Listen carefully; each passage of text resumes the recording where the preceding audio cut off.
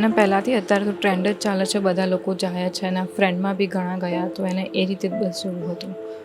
બધા જાય તો એને બી પોતાના પગ ઉપર ઊભું થવું હતું છે, તો એવી રીતે જ. હા, એવું જ નહોતું. પૈસાની તો મારે કમી નથી, પપ્પા નથી સહેજે લઈને એવી કોઈ મારી જોડે વાત નથી કરી એવી. પણ આવું કરશે એવું કંઈ એને મને શેર કર્યું નહોતું. કંઈ પ્રેશરમાં એટલું બી એને શેર કર્યું નહોતું. ના, 1.5 વર્ષ જેવું થયું પણ કશું કર્યું નથી. એમના 6 થી 8 મહિનાનો એમને ટાઈમ આપ્યો હતો કે તમારું કામ સંપૂર્ણ 6 થી 8 મહિનામાં થઈ જશે, પણ અમને 1.5 વર્ષથી પણ હજી અમારું કોઈ જાતનું કામ થયું નથી. 29 લાખ રૂપિયા અમારી પાસેથી એજન્ટ લઈ ગયા. ઘણા વખત એના ઘેર ગયા, એની પાસે ગયા, એની ઓફિસે ગયા, પણ અમને મળતો જ નહોતો, ફરાર થતો. અમારો ફોન સાંભળીને નાસી જાય કે ફરાર થાય કે પણ મળે નહીં અમને. એમને એમ કર્યું હતું કે અમે તારી ઉપર ખોટો કેસ કરીશું ને એવું બધું કરીશું. એટલે મારો ભાઈ આ બધાના લીધે બહુ જ પ્રેશરમાં હતો અને સતત એના એકના એક જૂઠા બહાનાઓથી કહું પૈસા આપી દઈશ, થઈ જશે, એમથી મારો ભાઈ 2-3 મહિનાથી બહુ જ ત્રાસી ગયો હતો. મતલબ પોલીસનો સંપર્ક મેં કર્યો હતો. પોલીસ સાહેબ એને લઈ ગયો હું. પોલીસ સાહેબે કીધું કે આ દાદાના પૈસા જે હોય તું આપી દે અઠવાડિયા 10 દાડાની અંદર. છતાં એ વખત બોલ્યો કે હું આપી દઉં છું દાદાના પૈસા 15-20 દાડામાં, પણ મને કોઈ જાતનો 1 રૂપિયો આપ્યો નહીં. પણ જે આજુબાજુના જે છોકરાઓ હતા એમને તો આપણે ડિટેલ્સ લઈને તો એમની ખબર પડી કે આ લોકોને તો થઈ જાય તો આને કેમ નહીં થતું. તો થોડુંક સ્ટ્રિક્ટલી એના જોડે જ્યારે ખબર પડી તો ધીમે ખબર પડી કે આને તો ફાઇલ જ નહીં કરી, એમ ફરીવારની ને એવી ફ્રોડ કર્યું, એમ ધીમે અમને ખબર પડી. તો આ એજન્ટ વિશે પૂછ્યું ને આજુબાજુમાં, તો બધાએ કીધું તમે ખોટી જગ્યાએ ફાઇલ આપી, એમ આ માણસ ખરાબ છે, એમ ખુદ બી ઘણા ટાઈમથી દેવાદાર છે ને એવું બધું આજુબાજુના એના ગામના લોકોમાં બી ખબર પડી ને બીજા એજન્ટોની બી ખબર પડી કે આ તો ફાઇલ જ નહીં કરે એવું બધું.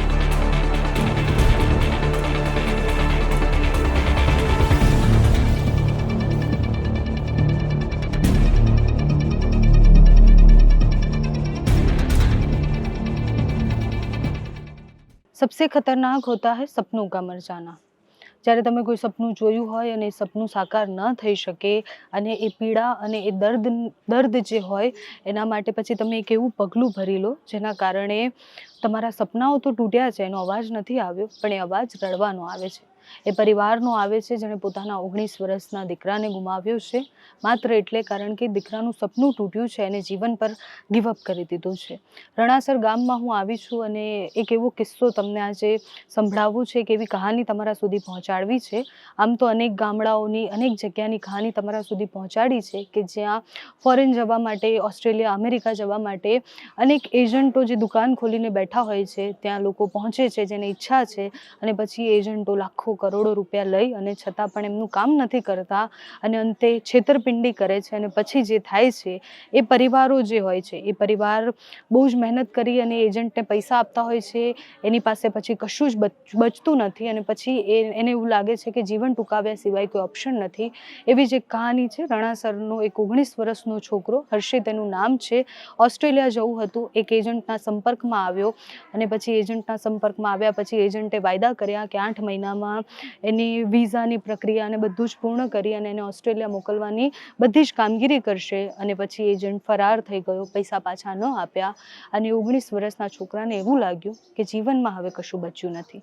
એ પરિવાર સાથે વાત કરી, એ પરિવારના લોકો સાથે વાત કરીને તમારા સુધી એ સ્ટોરી પહોંચાડવી છે કે આજના યુવાનો જે સપના જુએ છે એ સપના જો સાકાર નથી થતા તો એ શું કરે છે અને પછી એના પરિવારની શું હાલત થાય છે. એક માં જેણે પોતાના 19 વર્ષનો દીકરો ગુમાવ્યો છે અને શું સવાલ પૂછવા એ ખબર નથી, પણ આખી ઘટના પર ધ્યાન દઈએ તો એક માણસ જે ઓસ્ટ્રેલિયા લઈ જવાની વાત કરે છે અને અઢળક પૈસા બાંઠી લે છે અને પછી પૈસા લીધા પછી કાંઈ જ પ્રોસેસ નથી કરતો, કાર્યવાહી નથી કરતો. આવા અનેક એજન્ટો ગુજરાતમાં છે, પણ એ એજન્ટો જ્યારે આવી હલકાઈ પર ઉતરી આવે અને પછી જ્યારે કોઈ સામાન્ય પરિવારમાંથી આવતો એ દીકરો જેને સપના જોયા છે કે ઓસ્ટ્રેલિયા જશે, ત્યાં ભણશે, ત્યાં કમાશે અને મમ્મીનું જે સપનું છે એ પૂરું કરશે અને એ સપનું પૂરું ન થાય પછી શું થાય છે એનું આ ઉદાહરણ છે. એમના મમ્મી આપણી સાથે છે, એમની સાથે મારે વાતચીત કરવી છે, એમના બેન છે એમની સાથે વાત કરવી છે અને સમજવું છે કે જ્યારે એક નાનકડો છોકરો જેને હજી દુનિયામાં એવી રીતના કદમ મૂક્યો છે કે હવે ધીરે ધીરે મેચ્યોર થયો છે અને એને પરિવારની જવાબદારી સંભાળવી છે એ સમયે જ્યારે એ પડી ભાંગે છે ત્યારે પરિવારની શું હાલત થાય છે. આપનું શું નામ છે? પટેલ સુરેખાબેન રાકેશ કુમાર.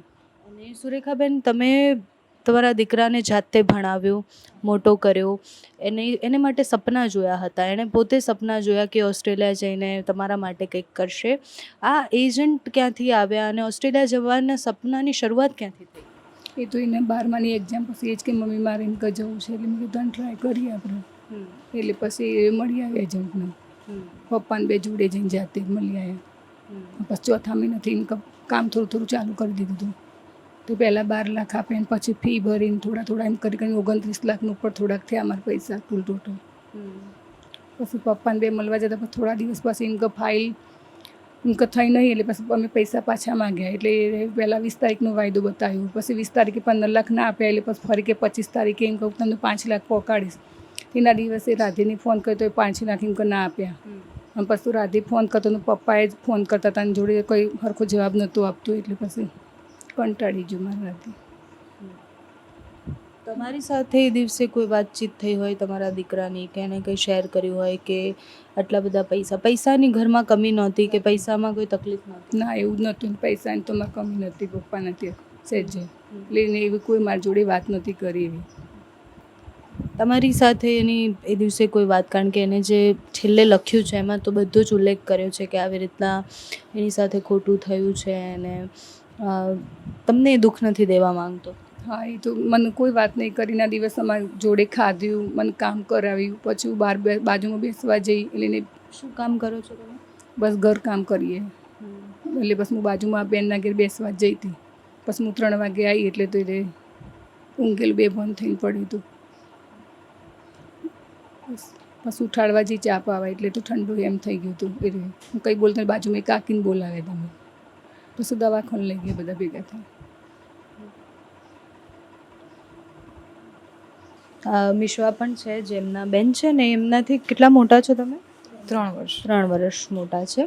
અને આમ તો તમે એમ સરખી ઉંમરના કહેવાઓ, તો તમારી સાથે ક્યારે આ વિષય પર કાંઈ શેર કર્યું હોય કે આવી રીતના એ ફસાઈ ગયા છે કે પૈસા નથી આપી રહ્યા સામેવાળા માણસ? હા, એ બધી ડિટેલ તો મને ખ્યાલ જ હતી કે આવું થયું છે, આટલી પ્રોસેસ આટલા પહોંચી છે અને ફાઇલ નથી થઈ, એ બધી મને ખબર જ હતી. પણ આવું કરશે એવું કંઈ એને મને શેર કર્યું નહોતું. કંઈ પ્રેશરમાં એટલું બી એને શેર કર્યું નહોતું. ઇવન અમે તો એને કહ્યું હતું કે ભલે હવે જે થયું એ અમે લોકો તારી સાથે જ છીએ અને પૂરી ફેમિલી બી સાથે જ છે. હાલ તું તારું ભણવાનું પતાવી દે, પછી તારે ફરીથી જવું છે તો ફરીથી મોકલશું. અમે આટલા સુધી વાત કરી હતી. આગળનો કોઈ એમને ખ્યાલ નહોતો આ બધો. તો એમણે જ્યારે જે કર્યું એની પહેલાં તમારી સાથે કોઈ વાતચીત કે કાંઈ, કે એ ઉદાસ છે કે હતાશ છે કે એમને આ વસ્તુનું દુઃખ લાગ્યું છે?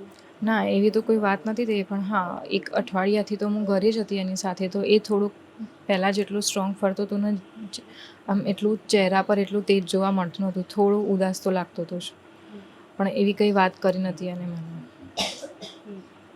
અને ઓસ્ટ્રેલિયા કેમ જવું હતું? મતલબ મિત્રો જતા હતા કે પછી જાતે જ ત્યાં જઈને કંઈક કરવું હતું કે કેમ જવું હતું ત્યાં? અને પહેલાંથી અત્યારે તો ટ્રેન્ડ જ ચાલે છે, બધા લોકો જાય છે. એના ફ્રેન્ડમાં બી ઘણા ગયા, તો એને એ રીતે જ બસ જવું હતું.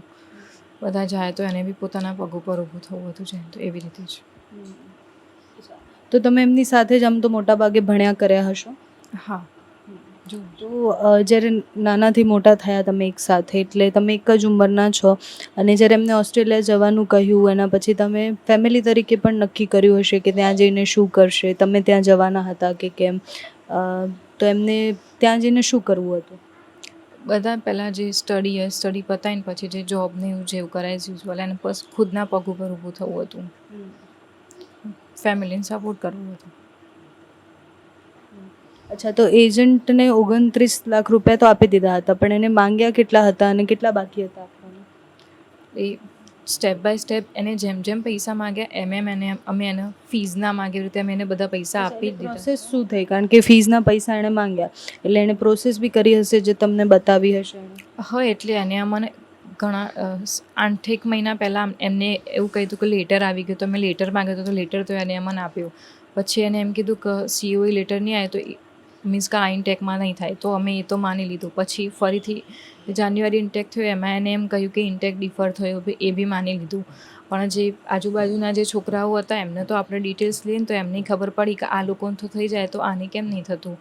તો થોડુંક સ્ટ્રિક્ટલી એના જોડે જ્યારે ખબર પડી તો ધીમે ધીમે ખબર પડી કે આને તો ફાઇલ જ નહીં કરી, એમ ફરીવારની ને એવી ફ્રોડ કર્યું, એમ ધીમે ધીમે અમને ખબર પડી. તો આ એજન્ટ વિશે પૂછ્યું ને આજુબાજુમાં, તો બધાએ કીધું કે તમે ખોટી જગ્યાએ ફાઇલ આપી, એમ આ માણસ ખરાબ છે, એમ ખુદ બી ઘણા ટાઈમથી દેવાદાર છે ને એવું બધું. આજુબાજુના એના ગામના લોકોમાં બી ખબર પડી ને બીજા એજન્ટોની બી ખબર પડી કે આ તો ફાઇલ જ નહીં કરીને એવું બધું. તમને આવી રીતે થોડી થોડી ખબર. એજન્ટનું શું નામ છે ને કયા ગામના છે? ધાર્મિક પટેલ અને મોતીપુરા. એટલે અહીંયા નજીકના જ છે. હા, નજીકના વિજાપુરના છે.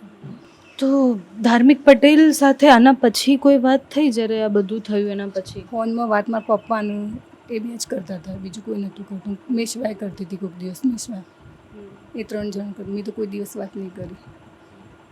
તો હવે 29 લાખ રૂપિયામાંથી કંઈ પૈસા પાછા આપવાની વાત કરે છે કે નહીં? આલું તો કરતું હતું પણ હજી આપતું જ નહીં. ક્યારનો એ વાયદા જ બતાવવા ખોટા એટલે પછી. પણ હવે 29 લાખનું કરવાનું બી શું જ્યારે આપણે દીકરો ગુમાવી દીધો છે.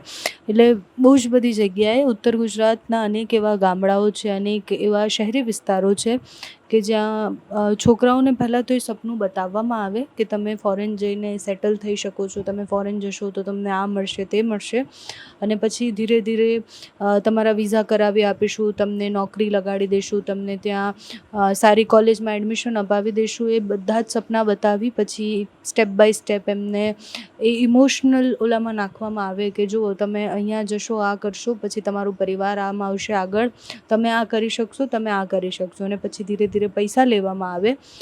મોટા ભાગે ક્યારેક પ્રોસેસ કરી બી દે તો ત્યાં જઈને કેવી રીતના પહોંચે, શું પહોંચે, એના પછી એજન્ટો ક્યાંય દેખાતા નથી.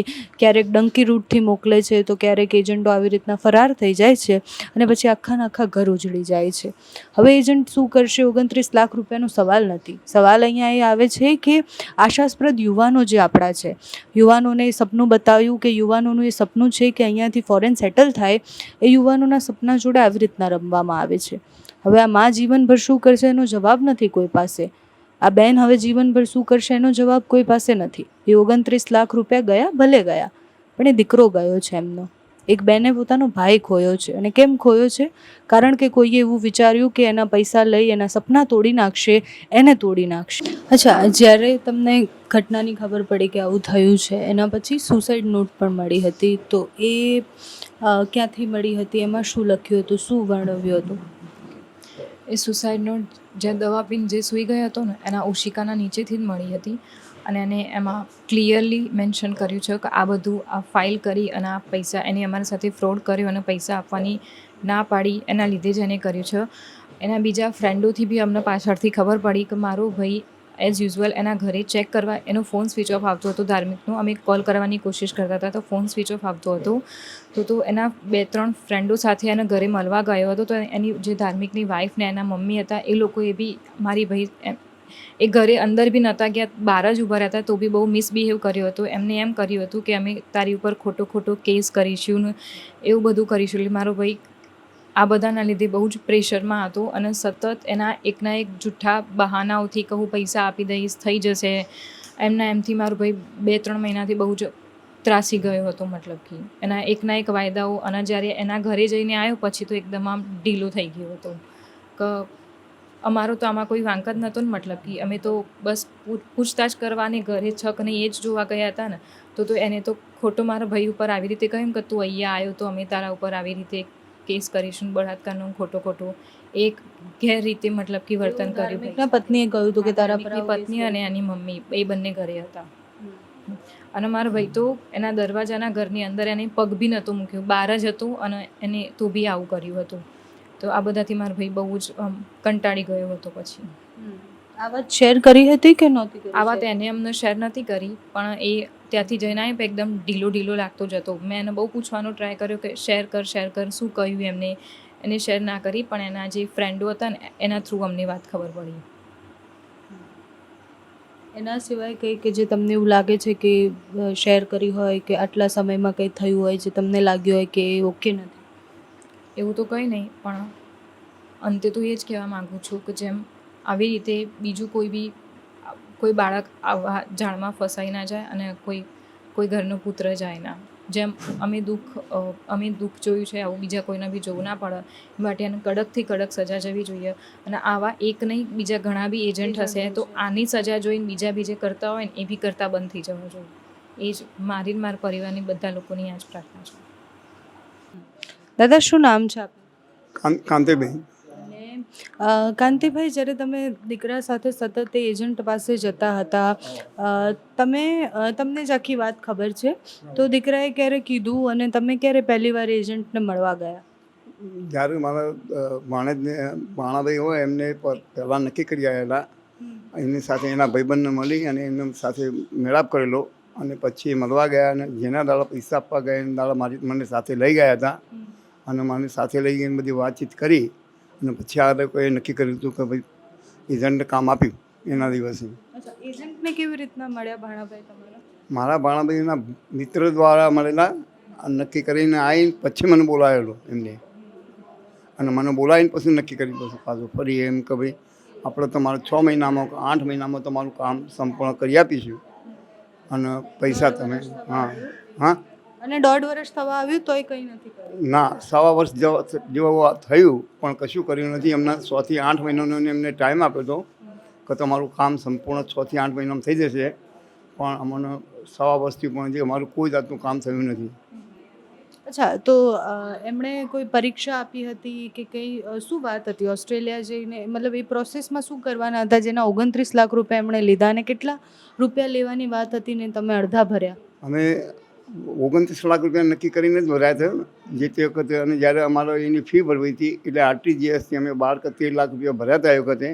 બાકીનો અમને ચેક આપ્યો હતો અને બાકીના 1-2 કે થોડા ટુકડે પૈસા અમારી પાસે લઈને ટોટલ રકમ 29 લાખ રૂપિયા અમારી પાસેથી એજન્ટ લઈ ગયા ટોટલે. અને એ પ્રમાણે અમારું કોઈ જાતનું કામ થયું નહીં. પછી અમે વારંવાર એમને ઉઘરાણી કરી કે ભાઈ તમારા ટાઈમ પ્રમાણે 8 મહિના થઈ ગયા, અમારો કેસ કેટલા આવ્યો? તો અમને એમ કે કંઈક મહિનામાં પચશે એમ કરતો અમારા 12 મહિના થયા. પછી અમે કડકથી વાત કરી કે ભાઈ તમે 12 મહિના કર્યા હોય તો અમે આ તો તમે 8 મહિના કહેતા હતા અને 12 મહિનાથી કામ ના થયું તો તમે અમારું કામ અમારી ફાઇલ વિડ્રો કરો. તરત અમે વિડ્રો કરવાની વાત કરી ફાઇલ, એટલે વિડ્રો કરી ફાઇલ અને અમને સતત અમે ઘણા વખત એના ઘેર ગયા, એની પાસે ગયા, એની ઓફિસે ગયા, પણ અમને મળતો જ નહોતો, ફરાર થતો. અમારો ફોન સાંભળીને નાસી જાય કે ફરાર થાય કે પણ મળે નહીં અમને. પણ અમને 2-4-5 દાડે એક વખત થોડો બેટાવો થાય તો 10 મિનિટમાં કે મારે કામ છે અર્જન્ટ, મારે જવું છે, પછી હું તમને મળું છું એમ કહીને મને ફટકારીને જતો રહેતો ને આવતો નહીં અમારી પાસે જરાય. એટલે અમારી સાથે મેળાપ કરો તો અમારી વાતચીત થાય ને, સંપૂર્ણ વાત કરવા માટે અમારી પાસે બેઠેલો જ નહીં જરાય. અને એના ઘરે પણ ગયા તો ઘરે પણ અમને જવાબ બરાબર નહીં મળેલો. એમ કે આ લોકો આ છોકરાએ આવા દેવામાં એ કરી નાખ્યા હતો, 40-50 લાખ રૂપિયા દેવું કરી નાખ્યું હતું. એનો ભાઈ ઓસ્ટ્રેલિયા રહેશે એમને ભરી કાઢ્યું હતું. એટલે આવું તો અને આ છોકરાએ 2-3 વખત કરી નાખ્યું ગામની અંદર ઉચાપત, લોકો પાસે લઈને આપ્યા નથી. ઘણા આવા બીજા 2 કેસ છે, એમને પણ પૈસો નથી આવ્યો. અને એટલે આવાનો ધંધો આ રીતે છેતરપિંડીનો ધંધો કરે છે કાયમ માટે. કાયમ માટે ધંધો આ જ કરે છે છેતરપિંડીનો. અચ્છા, તમને જ્યારે ખબર પડી કે એજન્ટ તો છેતરી રહ્યો છે, પૈસા પાછા નથી આપ્યો, તો ત્યારે તમે પોલીસનો સંપર્ક કર્યો તો કે નહોતો કર્યો? પોલીસનો સંપર્ક મેં કર્યો હતો. પોલીસ સાહેબ એને લઈએ ગયો હું. પોલીસ સાહેબે કીધું કે આ દાદાના પૈસા જે હોય તું આપી દે અઠવાડિયા 10 દાડાની અંદર. છતો એ વખત બોલ્યો કે હું આપી દઉં છું દાદાના પૈસા 15-20 દાડામાં, પણ મને કોઈ જાતનો 1 રૂપિયો આપ્યો નહીં. અને પોલીસની સાથે છેતરપિંડી લોકો કરી ગયા. અને પોલીસ ચોકીએ નક્કી કરીને જ ગયો હતો કે હું દાદા તમારા પૈસા 10 દાડામાં આપી દઈશ, 15 દાડામાં, પણ 1 રૂપિયો મને આપ્યો નહીં એને. ક્યાં જતા હતા તમે એને મળવા માટે? એની ઓફિસે. એની ઓફિસ વિજાપુર TB રોડ ખરો એની પાસે આવી છે અને એની ઓફિસે હું જતો મળવા માટે. પણ ઘણા વખત તો ઓફિસમાં એ બેસતો નહીં, કારણ કે લોકો ઉઘરાણી બહુ આવતા હતા એટલે કોઈનો સંપર્ક કરવા માગતો નહોતો. એટલે અમને 2 વખત અમને રસ્તામાં બોલાવે કે આ જગ્યાએ તમે આવો મળું, આ જગ્યાએ આવો તમે મળું. એટલે 2 થી 3 વખત તમારે એવું બન્યું કે બીજી જગ્યાએ મને બોલાવવાનું એ જઈને મળી આવો. ત્યારે તમે એકલા જતા હતા કે હર્ષિત પણ આવતો? હર્ષિત મારી સાથે આવતો. હર્ષિત મારી સાથે આવતો, એને લઈને જ જતો હતો હું. એટલે મને કાયમી કા માણસ છેતરપિંડીવાળો છે બેન, અને અમારી છેતરપિંડી પૂરી કરી ગયો. અને સરવાળા હર્ષિતને એવું કીધું છેલ્લા વખતે કે ભાઈ તારે કોર્ટમાં જવું તો જા, મારી પાસે પૈસો છે નહીં. પછી કોર્ટમાં હું તું કદાચ કેસ કરે તો હું છૂટી જઈશ, પણ મારી પાસે પૈસો હાલ નથી, આવું આ એજન્ટ બોલેલું. હર્ષિતે મને આવું કહ્યું. એ છેલ્લા ટાઈમ હશે લગભગ 6 થી 7 દિવસ થયા છે, 7 થી 8 દિવસ. આ જે બન્યો એના પહેલાં 4 દિવસ પહેલો આવું બોલેલો આ માણસ. પછી વચ્ચે એક વખત એવો પ્રોગ્રામ આવ્યો મારી પાસે લઈને કે મારી જમીન છે થોડી, મારા ભાઈઓ ભાગેજની જમીન છે, એ મારા ઘરે કંઈ મારા કાકાના ભાગમાં થોડી છે, એટલે મારા ઘરે કંઈ તમને જમીન લખી આપું, પણ ગમે તે કંઈ પૈસા હું તમારા કઢાવડાવું છું એવું બોલ્યો. એકાદ માણસ મારા ગામનો એમ કે જામીન તમને આપું, એ રીતે કંઈને મને પાછો સાચવી રાખ્યો, પાછા 4 દાડા કાઢેલા બન્યો પાછો. તો હર્ષિતને ક્યારે એવું લાગ્યું કે હવે તો આ પૈસા નહીં આપે અને અમારા પૈસા ડૂબી ગયા છે અને એને આવું પગલું ભરવું પડ્યું? એની સાથે બેન ફોન થયો ત્યારે એવું લાગ્યું. એને ફોન કર્યો પાછો એક વખત હર્ષિતે, ત્યારે એને એવું કહી દીધું કે ભાઈ પૈસા તમે ઉતાર કરો, મારી પાસે અર્જન્ટ પૈસા નથી મારી પાસે, તરત જ ભૂલી ગયો. એટલે તમારે જે કરવું હોય તો કોર્ટમાં જાઓ કે તમે પોલીસ કેસ કરો, એવું હર્ષિતને એને કીધેલું, મને નહીં. અચ્છા, તમે જ્યારે ગયા ત્યારે હર્ષિતનો મિત્ર પણ હતો સાથે, તો એની સાથે પણ આ થયું કે એની પ્રોસેસ થઈ અને બધું થઈ ગયું? હર્ષિતનો મિત્ર તો એમની સાથે નક્કી કરવા માટે જ ગયેલો હતો, પછી એનો મિત્ર કોઈ દિવસ આવ્યો નહીં. એને હર્ષિતના મિત્રએ એનું ઓફિસ જ બતાવી કે આ એજન્ટ છે, કામ કરવું તો કરો. એટલે હર્ષિત પછી મને લઈને ગયો એમ. એ બે નક્કી કરીને આવીને પછી મારી પાસે આવ્યો. હર્ષિત કે હાડો દાદા આપણે નક્કી કરી આવીએ, ત્યારે મારી પાસે આવેલો. તો આ ભાઈએ શું વાયદો કર્યો હતો? એટલે શું પ્રોસેસ કરાવવાના હતા? Visa process?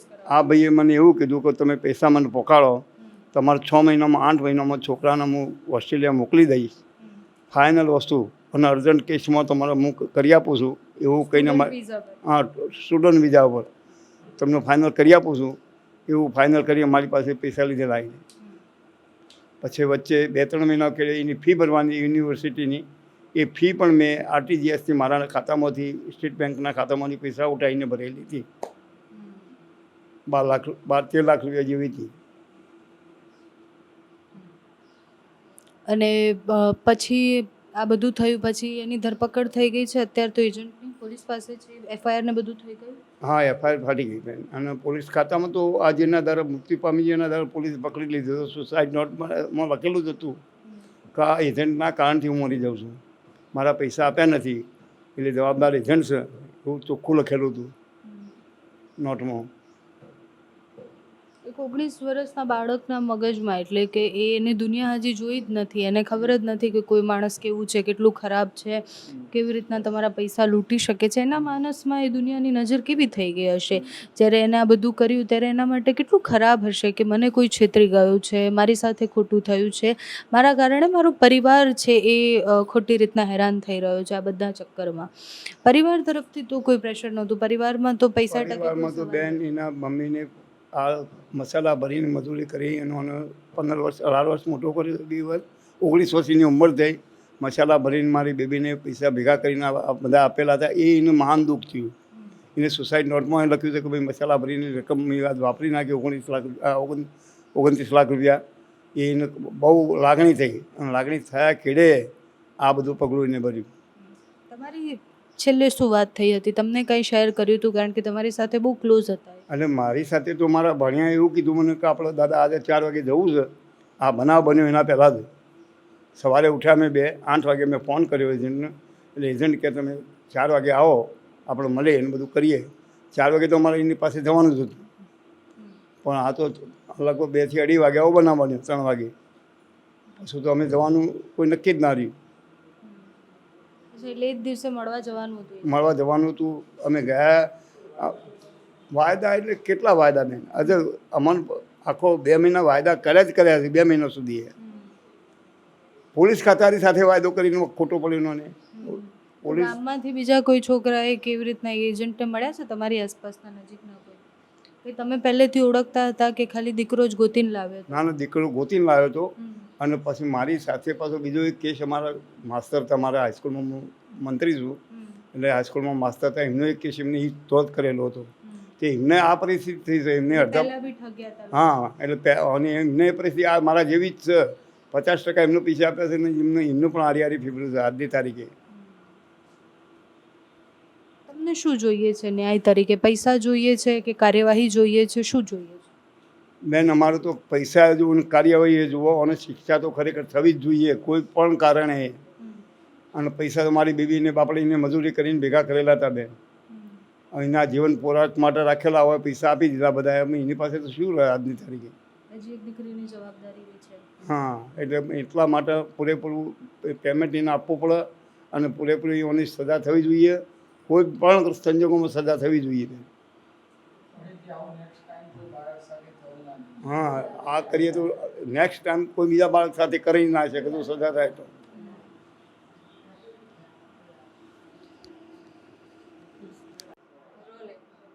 મમ્મી, મેં અત્યાર સુધી તને, દાદાને અને મામાને બધાને બહુ દુઃખ આપ્યું છે. 19 વર્ષનો છોકરો જ્યારે આ લખતો હશે ત્યારે એની પીડા શું હશે?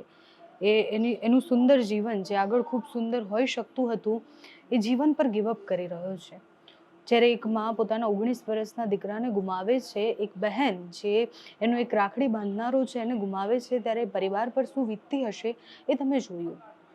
સપના જોવા અને એ સપના સાકાર કરવા માટે બધી જ મહેનત કરવી એ ખૂબ જરૂરી છે.